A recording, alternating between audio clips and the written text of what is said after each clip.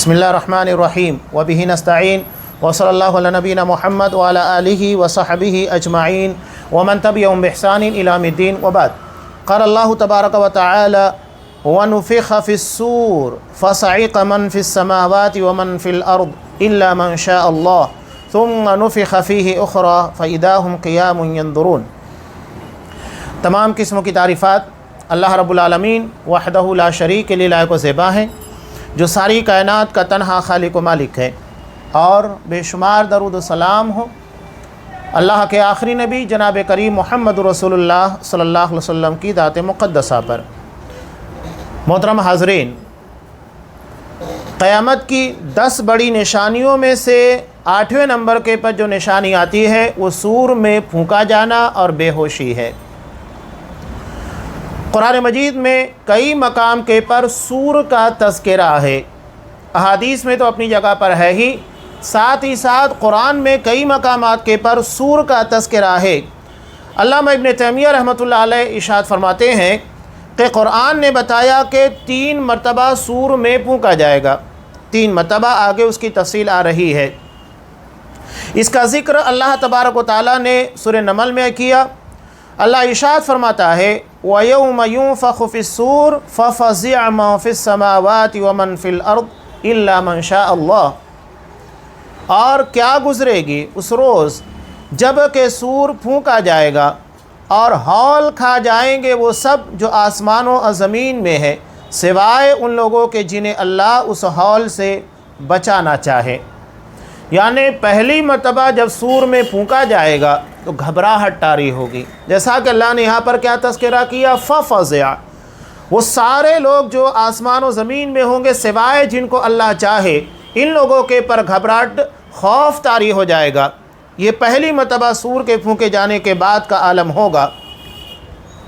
तो ये बेहोशी, और उसके बाद है बेहोशी और क़याम वाली फूंक, यानी बेहोश होंगे और उसके बाद दोबारा उठाए जाएंगे। इन दोनों का तज़किरा सूरह ज़ुमर में अल्लाह ने किया, व नुफ़िख़ फ़िस्सूर फ़सइक़ मन फ़िस्समावाति व मन फ़िल अर्द इल्ला मन शाअ अल्लाह, कि जब सूर में फूंका जाएगा तो आसमान और ज़मीन में जो है वो सब के सब बेहोश हो जाएंगे सिवाय उनके जिनको अल्लाह चाहे। थुम्मा नुफ़िख़ फ़ीहि उख़रा, उसके बाद सूर में दोबारा फूंका जाएगा। फ़इज़ा हुम क़ियामुन यंज़ुरून, तो ये यकायक सब के सब उठकर देखने लगेंगे। ये 3 मरतबा आ गया जिसका तज़किरा किया। पहली मरतबा जब सूर में फूंका जाएगा, कुरान मजीद कहता है फ़फ़ज़िअ मन फ़िस्समावाति व मन फ़िल अर्द, आसमान और ज़मीन में जितने लोग हैं सब के पर घबराहट खौफ तारी हो जाएगा। और दूसरी मरतबा जब सूर में फूंका जाएगा सब के सब बेहोश हो जाएंगे। और उसके बाद जब तीसरी मरतबा सूर में फूंका जाएगा तो जितने भी कब्रों के अंदर मुर्दे हैं और जो जहाँ पर मरा हुआ है, चाहे उसे जला दिया गया हो, राख कर दिया गया हो, जैसा कि हम देखते हैं कि हिंदुइज़्म के अंदर मरने वाले को जला दिया जाता है, और या हादसात की शक्ल में मछलियों ने समुंदर में उसको खा लिया हो, या प्लेन का हादसा होने के बाद उसकी बॉडी ही ना मिली हो, फना हो चुकी हो, जो जहाँ जिस हालत में होगा या जिसे किसी दरिंदे ने खा लिया हो, सब के सब उसी हालत में उसी जगह के पर जहाँ उन्हें मारा गया था निकलेंगे और सब के सब खड़े होंगे। ये 3 मरतबा सूर का फूंका जाना है। पहली मरतबा घबराहट तारी होगी, दूसरी मरतबा सूर फूंके जाने के बाद बेहोशी तारी होगी, और तीसरी मरतबा में जो बेहोश यानी मौत की बेहोशी जिन लोगों पर तारी होगी, ये सब के सब दोबारा खड़े होंगे। हाँ, अब यहाँ रहा मसला इस्तिस्ना, यानी कौन से लोग होंगे जिनके पर सूर के अंदर फूंके जाने के बाद असरात नहीं होंगे। तो उसके बारे में यहाँ मुफस्सिरीन कहते हैं कि इसमें जन्नत की हूर-ए-ईन शामिल हैं। हूरों के पर बेहोशी तारी नहीं होगी। क्यों नहीं होगी? इसलिए कि जन्नत ये मौत से अलहदा अलग जगह है, वहाँ किसी को मौत नहीं आएगी। तो क़यामत के दिन भी जन्नत की जितनी चीज़ें हूर हैं, इन लोगों के पर मौत तारी नहीं होगी। तो ये हूर शामिल है। और इसके अलावा भी जिन जिन लोगों को अल्लाह तबारक व तआला ने अलग रखा है, मुस्तस्ना किया है, वो मुस्तस्ना है। और नबी करीम सल्लल्लाहु अलैहि वसल्लम का इरशाद है, जैसा कि सही मुस्लिम के अंदर है قیامت کے روز لوگ بے ہوش ہو جائیں گے، یہ دوسری مرتبہ سور پھونکے جانے کے بعد کا معاملہ ہوگا، تو میں پہلا شخص ہوں گا جسے افاقہ ہوگا، یعنی بے ہوشی سے باہر نکلیں گے۔ تو میں دیکھوں گا حضرت موسیٰ علیہ السلام عرش کے پائے کو تھامے ہوئے ہوں گے۔ آپ صلی اللہ علیہ وسلم سب سے پہلے ہوش میں آئیں گے، اور جب ہوش میں آئیں گے تو دیکھیں گے حضرت موسیٰ علیہ السلام عرش کے پائے کو تھامے ہوئے ہیں۔ میں نہیں جانتا وہ مجھ سے پہلے ہوش میں آئے یا اللہ نے انہیں بے ہوش ہونے والوں سے جدا رکھا، یعنی ان کے پر بے ہوشی طاری ہی نہیں بھی۔ اس کی ایک بڑی وجہ مفسرین یہ بھی بیان کرتے ہیں، حضرت موسیٰ علیہ السلام دنیا میں ایک مرتبہ بے ہوش ہو چکے ہیں۔ کب؟ جب انہوں نے اللہ سے مطالبہ کیا تھا، ربی ارینی انظر الیک، اللہ میں تجھے دیکھنا چاہتا ہوں۔ کوہ طور کے پر اللہ نے جب انہیں تورات دینے کے لیے بلایا، تب انہوں نے فرط جذبات میں اپنے رب کے دیدار کا مطالبہ کیا، تو اللہ نے کہا کہ لن ترانی، ہرگز نہیں دیکھ پاؤ گے، میں صرف ایک تجلی کا ظہور کرتا ہوں۔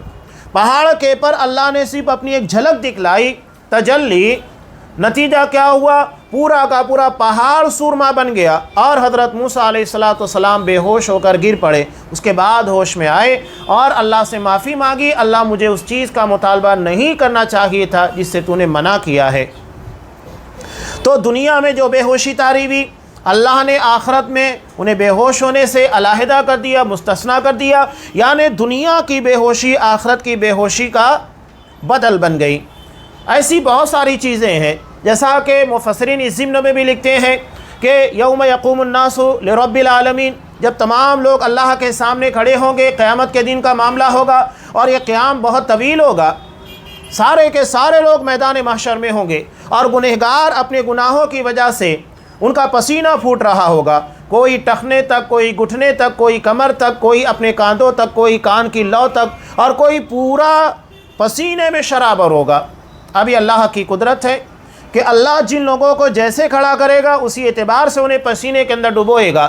ہو سکتا ہے کہ اس کے بازو میں جو کھڑا ہوگا وہ نیک ہوگا، وہ پسینے کی ایک بوند بھی اس کے پر نہیں ہوگی، اور اس کے بعد اگر کوئی شخص ہوگا، گنہگار ہوگا، جو پورا کا پورا سرابور ہوگا۔ ممکن ہے جیسا کہ ایک ہی قبروں کے اندر کوئی نیک ہوتا ہے، کوئی بد ہوتا ہے، کوئی کافر ہوتا ہے، کوئی مسلمان ہوتا ہے، کوئی موحد ہوتا ہے، کوئی مشرک ہوتا ہے، سب کے ساتھ الگ الگ ہوگا۔ تو میدان محشر میں بھی ایسا ہی ہوگا۔ علاوہ نبی کریم صلی اللہ علیہ وسلم نے ارشاد فرمایا، بخاری کی روایت، کہ قیامت کے دن تمام لوگ بے لباس ہوں گے۔ جس طرح بچہ پیدا ہوتا ہے جسم کے پر کوئی لباس نہیں ہوتا، اسی طرح آخرت میں بھی تمام کے تمام لوگ برہنہ ہوں گے۔ سب سے پہلے جنہیں لباس پہنایا جائے گا وہ حضرت ابراہیم علیہ السلام ہوں گے۔ کیوں؟ اس کی وجہ بیان کرتے ہیں کہ جب حضرت ابراہیم علیہ السلام کو آگ میں پھینکا جانے لگا، اس وقت ان کے جسم کا لباس بھی اتار لیا گیا تھا۔ تو جو قربانی انہوں نے اللہ کی رضا کے لیے دی، تو اللہ نے اس کا نعم البدل آخرت میں عطا کیا۔ سب سے پہلے انہیں لباس پہنایا جائے گا۔ تو یوم یقوم الناس لرب العالمین، جب تمام لوگ میدان محشر میں اللہ کے سامنے کھڑے ہوں گے، تو اس کے بارے میں کچھ مفسرین یہ بیان کرتے ہیں کہ جو لوگ دنیا میں لمبا قیام کرتے ہیں، جیسا کہ نماز تراویح رمضان المبارک انشاءاللہ ممکن ہے کل سے اس کا آغاز ہو جائے، سعودی عرب وغیرہ کے اندر آغاز ہو چکا ہے، انہوں نے چاند کو دیکھ لیا، کل یہاں پر چاند نظر آئے، انشاءاللہ یہاں شروعات ہوگی۔ تو تراویح کا لمبا قیام جو یقیناً ہمارے لیے دشوار ہوتا ہے، بھاری ہوتا ہے، تو جو لوگ دنیا میں اللہ کے سامنے تراویح کا قیام لمبا کرتے ہیں، تو اللہ اس کے بدلے میں آخرت کے قیام کو ہلکا کر دے گا۔ تو بہت اخلاص کے ساتھ، ایمان کے ساتھ، احتساب کے ساتھ تراویح ادا کیجئے، اور صرف ایک دن، 2 دن، 4 دن نہیں، بلکہ اسے پورے رمضان ادا کرنے کی کوشش کیجئے۔ اپنی نیتوں کے اندر اخلاص اور ان تمام عبادتوں کے پیدا کرنے کے بارے میں جذبہ بیدار کیجئے، اس لیے کہ نیتوں کے اعتبار سے ثواب ملتا ہے، جیسی نیت ہوگی ویسی برکت ہوگی۔ اب یہاں آگے علامہ سفارینی بیان فرماتے ہیں، جان لو کہ سور میں 3 مرتبہ پھونکا جائے گا۔ گھبراہٹ کے لیے پھونک ماری جائے گی، جیسا کہ پہلے گزر چکا، جس سے عالم تبدیل ہو جائے گا، یعنی جہان دنیا کو بدل دیا جائے گا اور اس کا پورا نظام درہم برہم ہو جائے گا۔ اللہ آسمان و زمین کو اپنے داہنے ہاتھ میں لپیٹ لے گا۔ اللہ کے دو ہاتھ ہیں اور دونوں ہاتھ اللہ کے داہنے ہیں۔ جیسا کہ ہمارا ایک داہنا ہوتا ہے ایک بایاں ہوتا ہے، اللہ تبارک و تعالیٰ کے دونوں ہاتھ داہنے ہیں اور اس کی اپنی شایان شان ہے۔ ہم اللہ کے ہاتھ یا جو بھی صفات قرآن و حدیث کے اندر آئی ہیں اس کو ویسے ہی مانتے ہیں جیسا کہ بیان کیا گیا، نہ ہم اس کی تعویل کرتے ہیں۔ یہ نہیں کہتے کہ تعویل یعنی ہاتھ کا مطلب قدرت ہے، نہیں، بلکہ ہاتھ کا مطلب ہاتھ ہی ہے، اور نہ تشبیہ دیتے ہیں، یعنی اللہ کا ہاتھ کس کی طرح ہے، کیفیت کے پر تکیف کے پر بحث نہیں کرتے۔ وہ اللہ کی شایان شان ہے، ہم نے جب دیکھا نہیں تو ہم اس کی کیفیت کیوں بیان کریں؟ اللہ نے صاف اپنے بارے میں کہا لیس کمثلہ شیء، اللہ کی مانند کوئی چیز نہیں۔ جب اللہ کی مانند کوئی چیز نہیں تو اللہ کی ذات اور اس کی صفات کی طرح کوئی چیز کی مثال ہم کیسے دے سکتے ہیں؟ تو ہم جیسے بتایا گیا ویسے مانتے ہیں، نہ تعطیل کرتے ہیں، یعنی ہم یہ کہتے ہیں کہ ٹھیک ہے الفاظ ہے لیکن اس کے معنی نہیں۔ یہ کیا بات ہوئی؟ یعنی اللہ دیکھتا ہے ہم کہتے ہیں لیکن دیکھنے کی جو صفت پائی جاتی ہے وہ نہیں ہے، یہ کیا بات ہوئی؟ یعنی ایک انسان کو آنکھ ہے لیکن وہ دیکھ نہیں سکتا، ایسا ممکن ہے؟ تو اللہ تبارک و تعالیٰ کو صفات ہیں، تو ایسا تھوڑی ہو سکتا ہے کہ صفات ہیں اور اللہ کے اندر وہ ساری خوبیاں نہ پائی جائے، صرف نام کی ہو، نہیں، بلکہ وہ تمام چیزیں اللہ کی ذات اس کی صفات کے اندر ہے جو قرآن و حدیث کے اندر بیان کی گئی، ہم اس کی تعطیل نہیں کرتے، یعنی اس کے معنی سے خالی نہیں کرتے۔ اللہ کا قول، اللہ کا ارشاد اسی جانب ہے جو پہلی مرتبہ سور میں پھونکا جائے گا۔ اللہ ارشاد فرماتا ہے سورہ صاد آیت نمبر 15، وَمَا يَنْظُرُ هَؤُلَاءِ إِلَّا صَيْحَةً وَاحِدَةً مَا لَهَا مِنْ فَوَاقٍ، کہ یہ لوگ بھی بس ایک دھماکے کے منتظر ہیں جس کے بعد کوئی دوسرا دھماکہ نہ ہوگا۔ تو یہاں اللہ نے اس دھماکے کا تذکرہ کیا جو سور میں پھونکے جانے کے بعد ہوگا، جس کی وجہ سے لوگوں کے پر گھبراہٹ طاری ہوگی۔ اور اللہ کا یہ قول بھی ہے وَيَوْمَ يُنْفَخُ فِي الصُّورِ فَفَزِعَ مَنْ فِي السَّمَاوَاتِ وَمَنْ فِي الْأَرْضِ إِلَّا مَنْ شَاءَ اللَّهُ، سورہ نمل آیت نمبر 87۔ اور کیا گزرے گی اس روز جب کہ سور پھونکا جائے گا اور ہول کھا جائیں گے، ڈر جائیں گے، گھبراہٹ طاری ہو جائے گی، وہ سب جو آسمان و زمین میں ہیں سوائے ان لوگوں کے جنہیں اللہ اس گھبراہٹ سے بچائے، محفوظ رکھے۔ امام زمخشری نے اپنی مشہور کتاب جو کہ تفسیر کے پر ہے کشاف میں اس آیت میں مستثنیٰ کیے گئے لوگوں کی تفسیر کی، یعنی کن کن لوگوں کو بے ہوشی سے الگ رکھا جائے گا۔ تو یہ کہتے ہیں کہ اللہ جن لوگوں کے دل کو ثابت رکھے گا، اس لیے کہ انسان کے پر گھبراہٹ کا اثر اس کے دل پر ہوتا ہے، اور جب دل اس گھبراہٹ کو برداشت نہیں کر پاتا ہے تو بے ہوش ہو جاتا ہے، انسان کے ہوش باقی نہیں رہتے۔ یہی وجہ ہے کہ جن لوگوں کو ہارٹ پرابلم ہوتا ہے تو ڈی جے یا اس طرح کے اسٹرانگ سانگ جس کی بنیاد کے پر دل کے پر اثرات پڑتے ان سے دور رہنے کا حکم دیا جاتا ہے، اس لیے کہ جب وہ چیز سنیں گے تو اس کے اثرات ڈائریکٹ دل کے پر پڑیں گے اور انسان کے لیے مسائل پیدا ہوتے ہیں۔ تو اللہ جن کا دل ثابت رکھے گا، جو اسے برداشت کر لے جائیں گے، تو یہ لوگ بے ہوش نہیں ہوں گے، وہ فرشتے ہوں گے، حضرت جبرائیل، میکائیل، اسرافیل اور ملک الموت ہے، ان لوگوں کے پر گھبراہٹ طاری نہیں ہوگی۔ اور اس کے علاوہ بھی قول ہے یہاں تک کہ دوسری مرتبہ سور میں پھونکا جائے گا، جس سے کیا ہوگا؟ قرآن مجید ارشاد فرماتا ہے وَيَوْمَ يُنْفَخُ فِي الصُّورِ فَفَزِعَ مَنْ فِي السَّمَاوَاتِ وَمَنْ فِي الْأَرْضِ إِلَّا مَنْ شَاءَ اللَّهُ، سارے لوگ گھبراہٹ طاری ہو جائے گی، دوبارہ سور میں پھونک مارا جائے گا، لوگ بے ہوش ہو جائیں گے اور جس سے ہر چیز ہلاک ہو جائے گی۔ اس کے بعد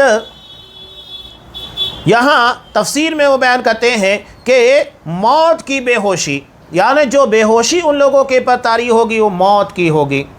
جیسا کہ ہم عمومی طور کے پر دنیا میں دیکھتے ہیں کہ انسان اگر بے ہوش ہوتا ہے، بے ہوش ہونے کے بعد اس کی سانس چل رہی ہوتی ہے، صرف اس کا دماغ کام کرنا بند کر دیتا ہے، جو نیند کا عالم ہوتا ہے وہ ہوتا ہے، لیکن آخرت میں جو بے ہوشی طاری ہوگی وہ دنیا کی طرح نہیں بلکہ وہ موت والی بے ہوشی ہوگی، انسان کو مار دے گی۔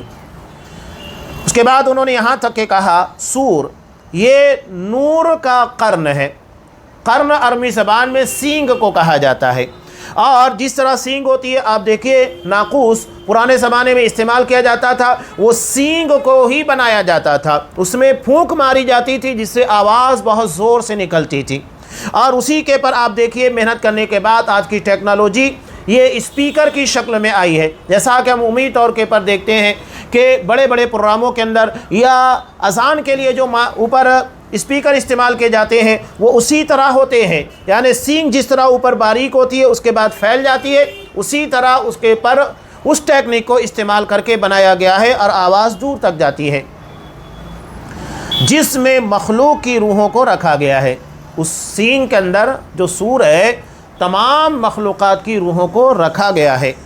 مجاہد کہتے ہیں کہ نرسنگے کی طرح ہے۔ نرسنگا آپ دیکھیے کہ آج بھی غیر مسلم خاص طور سے یہودی اسے اپنی عبادت کے لیے استعمال کرتے ہیں، اسی کے اندر پھونکتے ہیں، آواز آتی ہے جو کہ مونگے کی طرح، نرسنگے کی طرح ہوتا ہے، جو سمندر کے اندر بڑی سیپیاں ہوتی ہیں اسی کی طرح کا ہوتا ہے، اسے پکڑتے ہیں اور اس میں پھونک مارتے ہیں۔ اسے امام بخاری رحمۃ اللہ علیہ نے ذکر کیا۔ امام ترمذی نے حضرت عبداللہ بن عمرو بن عاص رضی اللہ تعالیٰ عنہ سے روایت کیا ہے کہ ایک دیہاتی نبی کریم صلی اللہ علیہ وسلم کے پاس آیا اور پوچھنے لگا سور کیا ہے؟ آپ نے کہا ایک قرن سینگ کی طرح ہے جس میں پھونکا جائے گا، یہ ترمذی کی روایت، اور اس کے بعد جب سور میں تیسری مرتبہ پھونکا جائے گا، قرآن مجید کی وہ آیت اسی چیز کے پر دلالت کرتی ہے، جیسا کہ سورہ یاسین آیت نمبر 51 میں اللہ ارشاد فرماتا ہے وَنُفِخَ فِي الصُّورِ فَإِذَا هُم مِّنَ الْأَجْدَاثِ إِلَىٰ رَبِّهِمْ يَنْسِلُونَ، کہ پھر ایک سور پھونکا جائے گا اور یکایک یہ اپنے رب کے حضور پیش ہونے کے لیے اپنی اپنی قبروں سے نکل پڑیں گے۔ ہر کوئی اپنی اپنی قبروں سے نکلے گا اور سارے کے سارے لوگ میدان محشر کی طرف رواں دواں ہوں گے۔ اور اللہ کا ارشاد ہے سورہ زمر آیت نمبر 68 میں ثُمَّ نُفِخَ فِيهِ أُخْرَىٰ، یعنی اس کے اندر دوبارہ پھونکا جائے گا، فَإِذَا هُمْ قِيَامٌ يَنظُرُونَ، یہ سارے کے سارے قبروں سے کھڑے ہوں گے اور اٹھ کر دیکھنے لگیں گے۔ اللہ دوسری جگہ ارشاد فرماتا ہے سورہ مدثر کے اندر فَإِذَا نُقِرَ فِي النَّاقُورِ فَذَلِكَ يَوْمَئِذٍ يَوْمٌ عَسِيرٌ عَلَى الْكَافِرِينَ غَيْرُ يَسِيرٌ، کہ اچھا جب سور میں پھونک ماری جائے گی وہ دن بڑا ہی سخت ہوگا، کافروں کے لیے ہلکا نہیں ہوگا، آسان نہیں ہوگا، وہ دن بڑا سخت ہوگا۔ اور دوسری جگہ اللہ نے ارشاد فرمایا سورہ قاف میں وَاسْتَمِعْ يَوْمَ يُنَادِ الْمُنَادِ مِن مَّكَانٍ قَرِيبٍ یوم یسمعون الصیحۃ بالحق، کہ اور سنو جس دن منادی کرنے والا ہر شخص کے قریب ہی پکارے گا، جس دن سب لوگ آواز حشر کو ٹھیک ٹھیک سن رہے ہوں گے۔ یہ قیامت کا سور کے پھونکے جانے کے بعد کا منظرنامہ ہے۔ مفسرین کہتے ہیں منادی، جیسا کہ اللہ نے ارشاد فرمایا کہ وَاسْتَمِعْ يَوْمَ يُنَادِ الْمُنَادِ، غور سے سنو جب ندا دینے والا آواز لگائے گا، تو یہ منادی آواز لگانے والے کون ہوں گے؟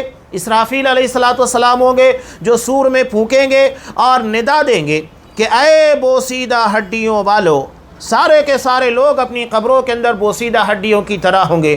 اے بوسیدہ ہڈیوں والو، ٹوٹے ہوئے جوڑوں والو، آپ دیکھیے کہ ہڈیاں بوسیدہ ہونے کے بعد الگ الگ ہو جاتی ہیں، پیر کی ہڈی الگ ہو جاتی ہے، ہاتھ کی الگ ہو جاتی ہے، سر کی الگ ہو جاتی ہے، کمر کی الگ ہو جاتی ہے، ہڈیاں جدا جدا ہو جاتی ہیں۔ وہ کہیں گے کہ اے ٹوٹے ہوئے، اے بوسیدہ ہڈیوں والو، ٹوٹے ہوئے جوڑوں والو، سڑے ہوئے گوشت والو اور بکھرے ہوئے خیالات والو، بے شک اللہ تعالیٰ نے تمہیں حکم دیا ہے سب فیصلے کی گھڑی کے لیے جمع ہو جاؤ۔ سارے کے سارے انسان وہاں پر جمع ہوں گے۔ اور یہ بھی کہا جاتا ہے کہ اسرافیل سور میں پھونکیں گے اور حضرت جبرائیل علیہ السلام ندا دیں گے، آواز لگائیں گے، اور مکان قریب سے بیت المقدس کی چٹان مراد ہے، اور اسی کے قریب ملک شام ہے، جس کے بارے میں ہم نے پیچھے تفصیل کے ساتھ سنا، میدان محشر کا تذکرہ، کہ وہ میدان ملک شام میں ہوگا جہاں تمام لوگوں کو جمع کیا جائے گا۔ مفسرین کی ایک جماعت کہتی ہے دونوں نفخہ، یعنی ایک مرتبہ سور پھونکے جانے کے بعد دوبارہ سور جب پھونکا جائے گا، اس کے درمیان کتنا وقفہ ہوگا؟ تو کہتے ہیں کہ 40 سال کا وقفہ ہوگا، یعنی ایک مرتبہ جب سور میں پھونکا جائے گا لوگ بے ہوش ہو جائیں گے، وہ بے ہوشی جو کہ موت کی بے ہوشی ہوگی، اس کے 40 سال کے بعد دوبارہ سور میں پھونکا جائے گا اور لوگ اپنی قبروں سے نکل کر اٹھ کھڑے ہوں گے اور ادھر ادھر دیکھنے لگیں گے۔ مسلم میں حضرت ابو ہریرہ رضی اللہ تعالیٰ عنہ سے روایت ہے کہ رسول اللہ صلی اللہ علیہ وسلم نے فرمایا دونوں نفخہ کے درمیان 40 کا وقفہ ہوگا، 40 کا وقفہ۔ تو لوگوں نے پوچھا اے ابو ہریرہ 40 سال؟ وہ کہتے ہیں کہ انہوں نے انکار کر دیا، یعنی 40 سال نہیں۔ انہوں نے پوچھا یعنی لوگوں نے 40 مہینے؟ وہ کہتے ہیں کہ پھر بھی انکار کر دیا۔ تو لوگوں نے سوال کیا کیا 40 سال؟ تو وہ کہتے ہیں میں نے انکار کر دیا۔ اب یہاں حضرت ابو ہریرہ رضی اللہ تعالیٰ عنہ نے کیوں انکار کیا؟ 40 دن، 40 مہینہ، 40 سال کیا ہوگا؟ اس کے بارے میں کیا ہے؟ تو اس کے بارے میں یہاں پر کہتے ہیں اس کی تعویلات لوگوں نے کیے۔ پہلی یہ کہ اس کو تمہارے سامنے بیان کرنے سے رک گیا، یعنی مجھے معلوم ہے لیکن وہ تمہیں نہیں بتا سکتا، مجھے منع کیا گیا ہے۔ اور یہ بھی کہا جاتا ہے کہ میں نے اس بارے میں رسول اللہ صلی اللہ علیہ وسلم سے سوال کرنے سے انکار کر دیا۔ آپ نے 40 کہا تو میں 40 مان لیا، میں نے خود اس کے بارے میں سوال نہیں کیا کہ وہ 40 دن ہوگا، 40 مہینے یا 40 سال۔ اور یہ بھی کہا جاتا ہے کہ میں بھول گیا، یعنی وہ چیز آپ صلی اللہ علیہ وسلم نے بیان کی لیکن مجھ کو یاد نہیں ہے کہ وہ 40 دن، 40 مہینے یا 40 سال ہوگا۔ اور یہ بھی کہا جاتا ہے اس راز کو صرف اللہ جانتا ہے، یعنی وہ کتنا ہوگا، 40 دن ہوگا، 40 مہینے یا 40 سال، اس لیے کہ یہ ربوبیت کے راز میں سے ہے۔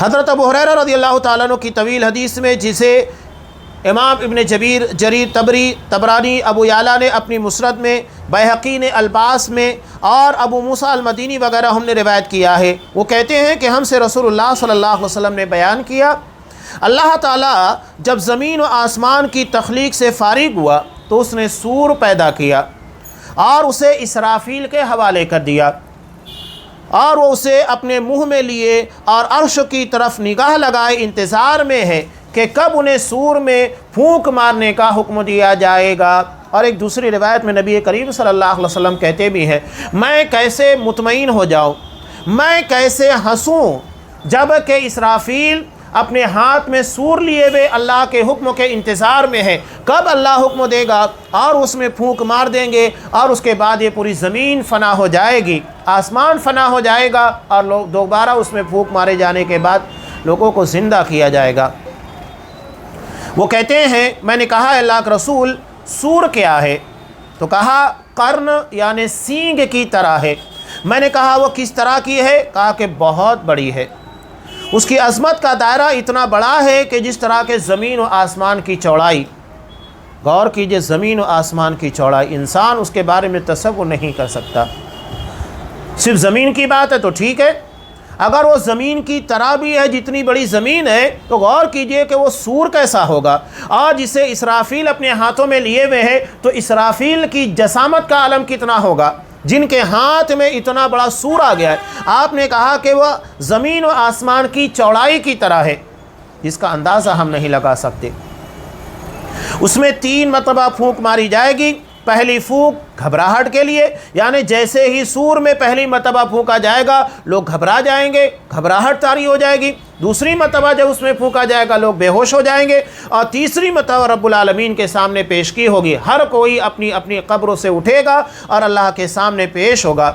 اللہ رب العزت اسرافیل کو پہلی پھونک مارنے کا حکم دیتے ہوئے کہے گا اس میں گھبراہٹ کے لیے پھونک مار، تو وہ پھونک ماریں گے جس سے آسمان و زمین کے سارے لوگ گھبرا جائیں گے، سوائے ان کے جنہیں اللہ چاہے وہ نہیں گھبراہیں گے۔ پھر اللہ انہیں حکم دے گا تو اسرافیل اسے کھینچیں گے، لمبا کریں گے اور کمزور نہیں پڑیں گے۔ یہ وہی پھونک ہے جس کے بارے میں اللہ نے کہا وَمَا يَنْظُرُ هَؤُلَاءِ إِلَّا صَيْحَةً وَاحِدَةً مَا لَهَا مِنْ فَوَاقٍ، یہ لوگ بھی بس ایک دھماکے کے منتظر ہیں، اس کے بعد کوئی دوسرا دھماکہ نہیں ہوگا۔ پس اللہ پہاڑوں کو چلائے گا تو وہ بدلی کی طرح چلیں گے۔ یہ پہاڑ سوچئے کتنے جسامت والے ہیں، بڑے بڑے پہاڑ جیسا کہ بدلیاں اڑتی ہیں ویسے یہ چلنا شروع کر دیں گے، وہ سراب کی طرح بن جائیں گے۔ سراب آپ دیکھیے کہ ریگستان کے علاقے کے اندر جب دوپہر کے وقت چلچلاتی ہوئی دھوپ ہوتی ہے، دور سے ایسا لگتا ہے کہ پانی لہریں لے رہا ہے، موج لہریں لے رہی ہیں، لیکن ایسا نہیں ہوتا ہے، جتنا قریب جاتے جائیں گے وہ آپ سے دور جاتا جائے گا۔ تو ایسے ہی یہ پہاڑ ہوں گے، زمین اپنے رہنے والوں کے ساتھ زبردست طرح سے لرز اٹھے گی، زلزلہ طاری ہوگا۔ وہ اس کشتی کی طرح ہوگی جو سمندر میں پانی کی موجوں کے حوالے ہو جاتی ہے، اس کے رحم و کرم کے اوپر ہوتی ہے، کیسے ڈولنا شروع ہوتی ہے۔